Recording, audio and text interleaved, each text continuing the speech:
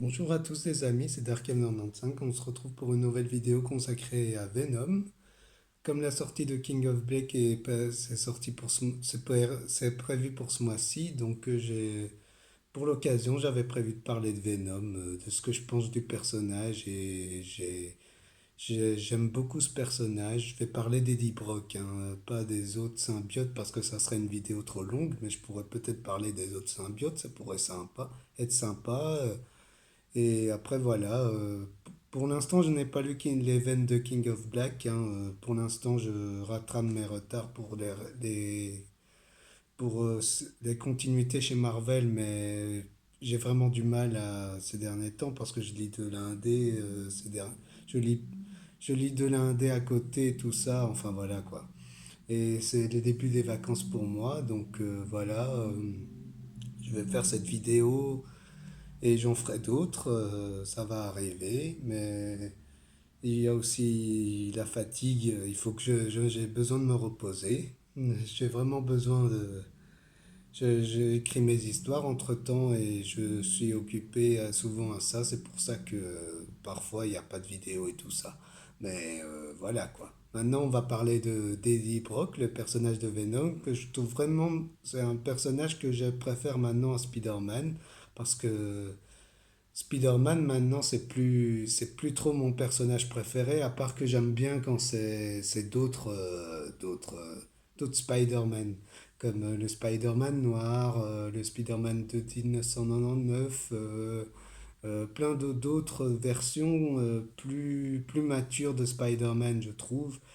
Et vraiment, j'aime assez bien, même si j'aime bien le personnage, hein, j'ai eu Ultimate Spider-Man que je vais me le lire. Je vais voir ce que j'en pense parce que, bon, voilà. Je vous dirai peut-être mon avis prochainement. Je ferai peut-être des vidéos sur ça pour l'occasion aussi, si ça vous le dit. Et après, voilà, il y a plein d'autres projets qui sont prévus. Et voilà. On va commencer avec Venom, la naissance du mal, qui est de Zibwell et Angel Medina. C'est sorti en must-have récemment et je l'ai acheté sur Marvel Dark. Et c'est vraiment. En fait, je trouve que c'est un récit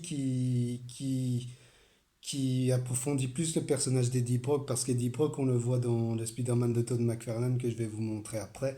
Mais je trouve que c'est plus pour montrer la psychologie du personnage, comment il est, et tout ça, comment... On voit quoi il a été fait pour être méchant et tout ça. Donc c'est vraiment sympa à lire, je le conseille vivement. Mais je conseillerais d'abord de lire le Spider-Man de Todd McFarlane, que je vais justement vous montrer en Marvel Icons,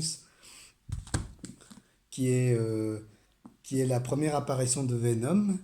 Et c'est vraiment très bien parce que c'est ce qui a inspiré Spider-Man 3 également, hein. L'histoire narrative de Venom, ça a inspiré Spider-Man 3, mais personnellement, c'est mieux fait dans ce comics-là que dans le film, je trouve, pour ma part. Mais après, voilà, Eddie Brock est très bien fait dans ce perso. Enfin, Tom McFarlane, j'aime bien ce qu'il a fait sur Spider-Man. J'aime beaucoup. J'ai acheté tout ce qui était en icône par rapport à Tom McFarlane pour Spider-Man. Et je trouvais ça vraiment très bien. Et franchement, c'est aussi le Spider-Man de la série animée. Ça aussi, ce run-là, ça a ainsi inspiré. Mais ça a beaucoup inspiré beaucoup de choses, hein. Et franchement, je vous conseille de le lire, hein, il faut se contenter des dessins, hein, qui font vraiment sympa. Je trouve qu'ils sont vraiment sympas parce que ça ressemble à du Spawn, hein. C'est à peu près, on voit déjà que ses débuts quand il faisait du super-héros et c'est vraiment top à lire, quoi. Après, il y a la suite, hein, ça, Mortel Protection, ça a inspiré le film Venom qui est sorti avec Tom Hardy. Ça a inspiré un Mortel Protection, même si c'est bon. On voit que l'autre, le méchant, Riot, qu'on le voit dans le film. Après, les autres, on les voit pas vraiment. Enfin, voilà quoi. En fait, moi, j'ai bien aimé le film, mais on en reparlera dans une autre vidéo. Parce que j'aime bien le film en lui-même Après, je verrai pour les suites. La suite me tente pas des films Venom. Vraiment pas. Il y a que Morbius qui m'intéresse vraiment. Enfin voilà quoi. On parlera de ça dans d'autres vidéos. Mortel Protection, hein, c'est vraiment sympa parce que là, ça fait évoluer le personnage. On voit qu'il voulait faire, comme il était, c'était dans Spider-Man de Tom McFarlane, c'était la vengeance. Là, c'est pour montrer sa justice. Il voulait faire sa justice à sa façon et tout ça. Il veut faire un meilleur Spider-Man et tout ça pour montrer que tuer, hein, il les tue et voilà. C'est ça que ça fait un. C'est un personnage après qui cherche à être un meilleur Spider-Man que lui. Et comme il sait qui est Spider-Man, il fait tout pour rendre la vie impossible et c'est ça qui est sympa dans ce personnage. Et franchement, je conseillerais de le lire. Je conseillerais de lire ça, Mortal Protection. Ça vaut vraiment le coup. Vraiment. C'est vraiment ce qu'il faut lire. Après, on a Maximum Carnage, que ça, perso, j'ai pas tellement accroché. C'est un des. Je sais que c'est un. Je sais que c'est un run qui a beaucoup plu à beaucoup de gens, mais vraiment, je n'aime pas. C'est avec Carnage, en fait. Et Carnage, pour moi, c'est un sous-Joker, parce qu'il n'est pas. Enfin, voilà, quoi. Venom est pour moi mieux. C'est celui que je préfère entre les deux, parce que Venom, là, on le voit qu'il évolue. Au moins, ils le font évoluer parce qu'ils voient un adversaire qui est plus sanguinaire que lui et ils se rendent compte que c'est pas ce qu'il faut faire. Et Maximum Carnage, en plus, c'est vraiment. Après, ça reste divertissant à lire, mais je dirais pas que c'est à conseiller parce que c'est pour durer le plaisir de Venom, hein. Mais je conseillerais plutôt de continuer avec Mortel Protection parce que ça, c'est beaucoup mieux que Maximum Carnage pour ma part. Mais après, ça reste divertissant, hein. C'est Tom DeFalco, Jim DeMatteis, David Michelin, Sal Buscema et tout ça qui sont au Sénat, qui sont aux commandes, hein. Donc, c'est pas mauvais après en soi, hein. Après, on a Venom vs Carnage qui est plus. C'est pas, ça, c'était pas extraordinaire, je trouvais. C'est de la baston avec d'autres symbiotes et tout ça. Après, les symbiotes, ils apportent pas grand-chose. C'est dommage qu'ils les exploitent pas suffisamment à mon goût et je trouve qu'on pouvait s'en passer de ça. C'est plus des compilations de fights avec Venom et Carnage. Mais franchement, je suis assez mitigé par rapport à ce titre-là. Mais je suis content de l'avoir dans ma collection après, hein. C'est sympa à lire. Après, on a Spider-Man de Peter David, de retour en noir, parce que là, on voit qu'Eddie Brock, au fil des années, il a eu un cancer à cause du symbiote, et le symbiote a été donné par McGurgan pendant les événements du Dark Reign. Alors, voilà, quoi, on voit un Spider-Man qui est de nouveau le symbiote et alors à un moment on voit Eddie Brock, on le voit Eddie Brock en train de chercher, et on voit le symbiote qui le hante et qui veut revenir chez lui et tout ça. C'est vraiment sympa. C'est vraiment sympa à lire parce que ça approfondit encore une fois le personnage et Spider-Man Retour en Or va sortir en Marvel Deluxe justement et c'est à conseiller je trouve parce que c'est sympa de le voir sur ce costume noir. Moi j'ai bien aimé voir Spider-Man sur son costume noir même si j'ai pas lu ce qui s'est passé avant quand il a son costume noir avant que Venom apparaît. Je n'ai pas lu ça mais c'est vraiment sympa à lire. Je conseillerais, c'est en Marvel Deluxe et je l'ai acheté en Marvel Select hein, avant, c'était pour pas cher. Et voilà quoi. Après, on a Venom de Spider-Man Extra parce que j'avais acheté ça en kiosque. J'avais acheté ça en kiosque quand c'est sorti. C'est pour Marvel Legacy. C'est avec. Oui, c'est ça, hein, c'est avec le retour au Daily Brock, hein. On le revoit venir en Venom. Et j'ai voulu lire ça Je les ai lus hein, pour le prix du kiosque, ça allait et tout ça. Et Marvel Legacy, est vraiment, c'était vraiment, j'avais bien aimé parce que ça se posait sur le personnage de Venom, du symbiote en général, et j'ai trouvé ça sympa, ces trois kiosques. Et après, j'ai découvert d'autres petites séries avec le Superior Octopus, là, que j'avais trouvé ça pas mal dans le kiosque. Après, voilà, j'ai pas voulu continuer des kiosques parce qu'après, il y avait des titres, des histoires qui m'intéressaient pas. C'est pour ça qu'après, j'ai arrêté d'en acheter. Et alors, on va s'attaquer maintenant à la bête, que beaucoup aiment bien, hein. C'est le run de Tony Cates que j'ai acheté une bonne partie en kiosque, hein. Tout est en ski. J'ai acheté en kiosque, mais le reste, j'ai pas continué. Et je ne sais pas si je vais continuer parce que. Enfin voilà. Pour vous dire, le run de Donny Cates, je le trouve bien. Je trouve bien le run de Donny Cates. Mais en fait, ce que j'ai lu sur Donny Cates, j'ai lu Thanos. Et Thanos, c'était sympa. J'ai pas lu Thanos gagne hein, parce que la narration ne m'intéressait pas. C'était pas avec un Thanos qui revient vieux et tout ça. Enfin, j'ai trouvé ça plus intéressant dans le Thanos, le retour de Thanos en Marvel Deluxe que j'ai bien aimé. Mais après, voilà, je trouve que Donny Cates, il est bien, c'est un bon, il sait ce qu'il fait, hein, dans ses histoires et tout ça, je trouve, par rapport à Venom et tout ça. Et ce Venom est très intéressant, hein.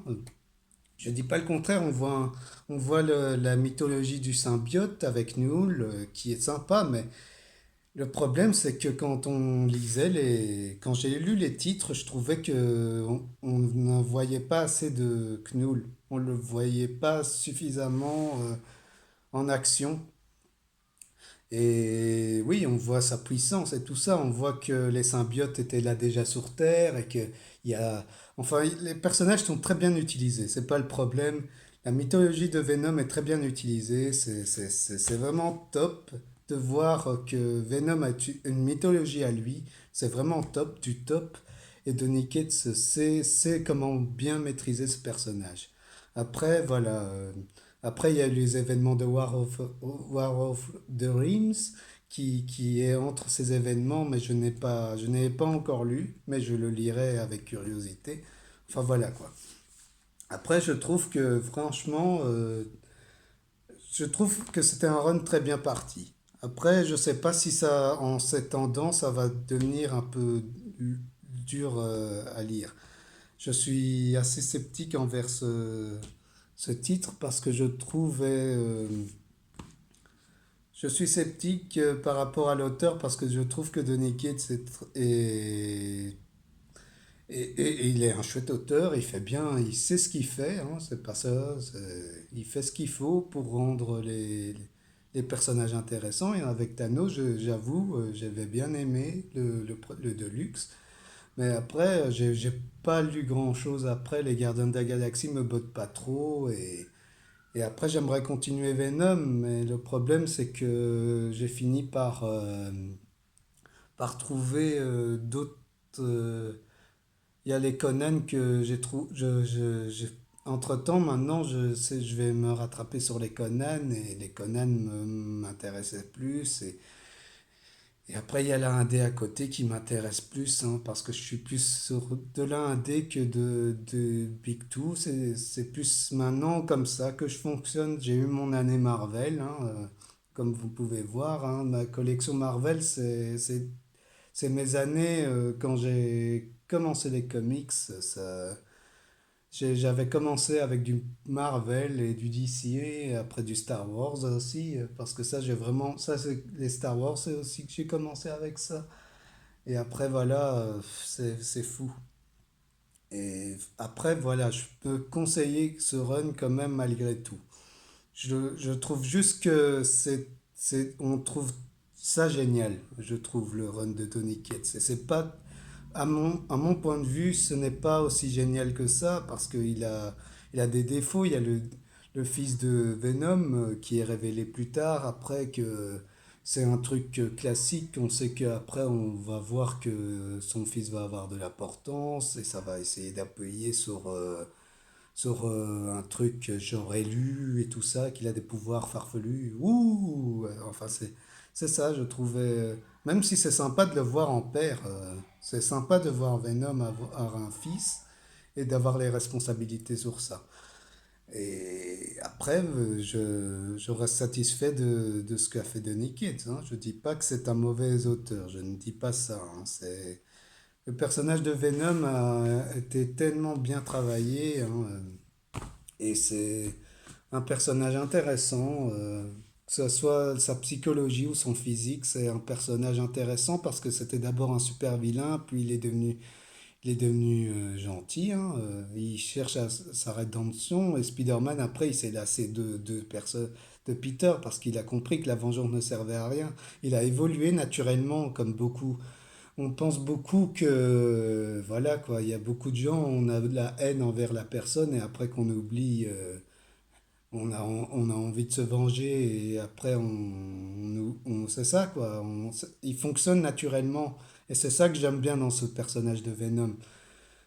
Et Peter Parker, c'est chaque fois la même histoire, quoi. C'est chaque fois le gars qui est pas sûr de lui et qui tatata, tatata. C'est chaque fois le même schéma. C'est ça que je reproche. Et Venom n'a pas ça. Venom n'a pas ça parce que c'est pour ça que je préfère Venom que Spider-Man maintenant parce que Venom est un personnage vraiment intéressant et je vous conseille de lire même le run de Donny Cates. Faites-vous votre avis. Il y a le Printemps des comics qui est sorti avec le tome 1. Lancez-vous dedans et après continuez, vous ne serez pas déçus, hein. C'est vraiment bien et franchement, je vous conseille tous les titres que j'ai de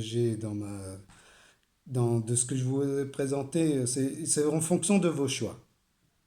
Et si vous voulez, je parlerai d'autres symbiotes, ça serait un plaisir. Enfin voilà, hein, c'est la fin de cette vidéo. J'espère que cette vidéo vous a plu. Mettez un j'aime, partagez, likez, faites comme vous voulez. Dites-moi ce que vous préférez. Et voilà, on parlera plein d'autres choses. Il y a deux authorities que j'aimerais bien parler de ça justement. Il y a plein de titres que j'aimerais vous parler. Enfin, j'aimerais me concentrer sur d'autres trucs qu'on voit dans le genre super-héros et j'aimerais en parler parce que c'est des trucs qu'on fait pas attention et qu'on se rend compte que c'est des schémas importants et tout ça. Mais voilà, c'est mon point de vue et voilà quoi. Et j'ai fait récemment un podcast avec le groupe Les Podcastors et n'hésitez pas à l'écouter, tout ça, ça ferait un plaisir. J'ai eu des bons retours et ça me fait plaisir. Encore une fois, je suis très content de partager cette vidéo avec vous et on se verra bientôt pour de nouvelles vidéos. Allez, ciao!